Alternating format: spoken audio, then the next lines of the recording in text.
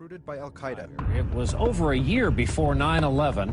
A Pakistani-British man told the FBI an incredible tale that he'd been trained by followers of Osama bin Laden to hijack airplanes, and he confessed he was now in America to carry out an attack. After gambling away money sent to him for flight training and afraid Al-Qaeda would come after him for betrayal, he turned himself into the FBI. He detailed the plot to fly a hijacked plane into the World Trade Center, in which he was a part. This was April of 2000. A member of the attacks turned himself in and confessed to the attacks. He also disclosed that other agents were inside the United States. Khan tells NBC News that for the next few weeks, he was trained by Al-Qaeda to hijack passenger planes and sent to the U.S.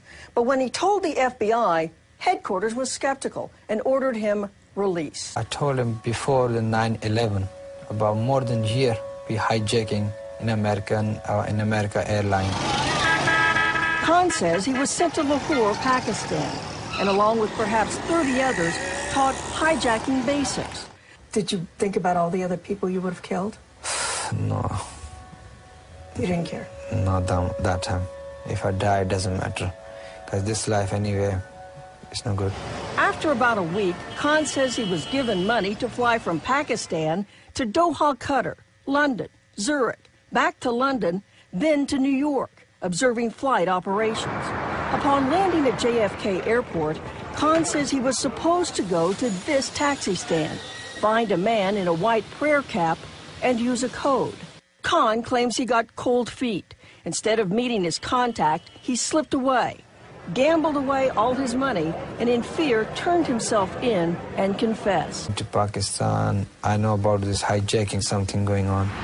For 3 weeks, the FBI in Newark interrogated Khan, created composite drawings of his terrorist trainer and a fellow student.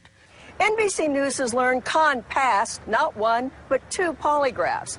A former FBI official says Newark agents believed him, but word came from headquarters, quote, return him to London and forget about it. Another man, Randy Glass, claimed he knew of the coming attacks. Glass was an undercover operative trusted by the U.S. working for the FBI as an informant. Dateline obtained dozens of tapes of a government informant talking with people about arming terrorists, including this New Jersey man named Dia Moishan. I'll take you to the border between Afghanistan and Pakistan. The talk is deadly serious. I'll kill him. I'll kill you. And there's no attempt to conceal who might ultimately receive the weapons. He is very connected to the Taliban. You know who supplies him with money? Who? Osama bin Laden. The conversations were recorded by Randy Glass, a con man in trouble with the law who offered to go undercover and pose as a weapons dealer. The story was that I had people that were stealing these military weapons. From the U.S. military. Correct, from the U.S. military. The investigation, which ran from 1998 to June 2001, was orchestrated by agents from the Florida offices of the Bureau of Alcohol, Tobacco, and Firearms and the FBI. Randy Glass's undercover work eventually led to a dinner meeting in New York with a mysterious man from Pakistan named R.G. Abbas, who Glass says made no attempt to hide his feelings for Americans. He told me that Americans were the enemy, and he looked around the restaurant and he said, we would have no problem with blowing up this entire restaurant. We would have no problem blowing up this entire restaurant. Because it's full of Americans. And Glass says Abbas's people wanted to buy all sorts of weapons, even components for a nuclear weapon. They inquired if it was available. And you said? Yes. And they responded? They were interested. Today, in a phone conversation with Dateline, Abbas denied trying to buy weapons. But Dick Stoltz, one of the federal agents who worked on the case, said the people he was dealing with meant business. You had to realize that the people being talked about as customers for these weapons were the most wanted terrorists in the world. That's correct. Bin Laden. Correct. Did you think they were serious? Oh, absolutely.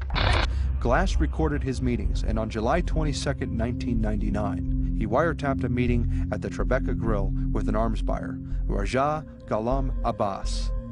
During the course of the conversation, I asked him exactly what his intentions were. After dinner, as we walked outside, he pointed in the direction of the World Trade Center and said, "Those towers are coming down." Randy Glass became so concerned about what he was learning during his work as an informant that he wrote a letter to Senator Bob Graham. Francis X. Taylor told Randy Glass, "We know all about planes being flown into the World Trade Center." Randy Glass hadn't mentioned planes. He had mentioned a threat that he knew about from these Pakistani spies who were trying to buy arms on the international market.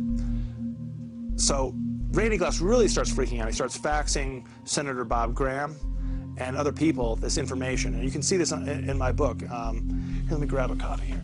This is something I put in the book on the inside back cover in orange, is a facsimile of the actual fax that Randy Glass was trying to fax at that time. And it's a pretty amazing document. You know, he said something like, "I know I'm way in over my head here, but this thread that I know about, the thing that the State Department said about planes being used, you know, even the agents I'm working with are really concerned, and please have somebody call me." On file and dated July 16, 2001, 2 months before 9/11, Glass writes to Graham, "Please tell me what is going on. I've told you repeatedly about my terrorist case, the sophisticated weapon system, nuclear components, the targets of blowing up the World Trade Center, and who knows what else. These people hate Americans. This information I've gotten from the State Department about the airplanes being used." I had been threatened by FBI agent Steve Brodowski that if I mentioned any of that, I would be charged with obstruction of justice. Abbas turned out to be a Pakistani ISI agent. Yet again, another intelligence asset connected to Al-Qaeda. Senator Bob Graham stated he was surprised to see foreign governments involved in the attacks. Also, I was surprised at the evidence that there were foreign governments involved in facilitating the activities of at least some of the terrorists in the United States. I am stunned that we have not done a better job of pursuing that to determine if other terrorists received similar support, and even more important, if the infrastructure of a foreign government assisting terrorists still exists for the current generation of terrorists who are here planning the next plots. To me, that is an extremely significant issue, and most of that information is classified, I think overly classified. I believe the American people should know the extent of the challenge that we face in terms of foreign government involvement, and that would motivate the government to take action. Are you suggesting that you are convinced that there was a state sponsor behind 9/11?